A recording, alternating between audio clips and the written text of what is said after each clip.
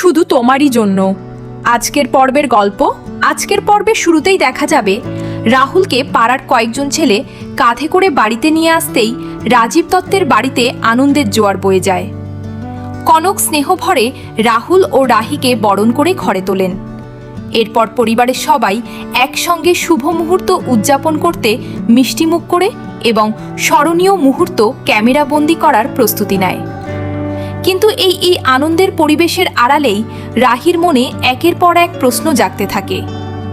ভিক্টরের আচরণ তার কাছে অস্বাভাবিক মনে হয়। হঠাৎ করেই ব্যাগ গুছিয়ে কোথাও যাওয়ার কথা বলায় রাহির সন্দেহ আরও গভীর হয়।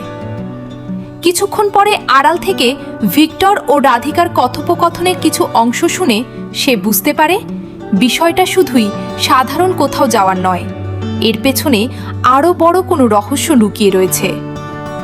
এরপর রাহি মনে মনে একটি কঠিন সিদ্ধান্ত নেয়।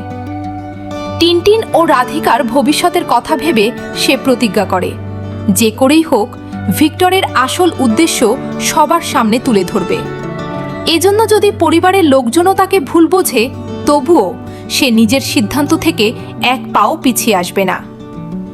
এদিকে হ্যারিকে ঘিরে পরিবারের কিছু অদ্ভুত আচরণও রাহির সন্দেহকে আরও বাড়িয়ে দেয়। সব মিলিয়ে ঘটনাগুলো যেন এক অজানা বিপদের ইঙ্গিত দিতে শুরু করে।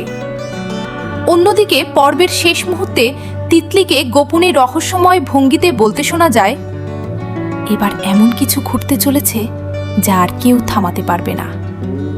তার এই কথাই নতুন প্রতিশোধের ইঙ্গিত স্পষ্ট হয়ে ওঠে এবং আগামী পর্ব নিয়ে দর্শকদের কৌতূহল আরও বেড়ে যায়।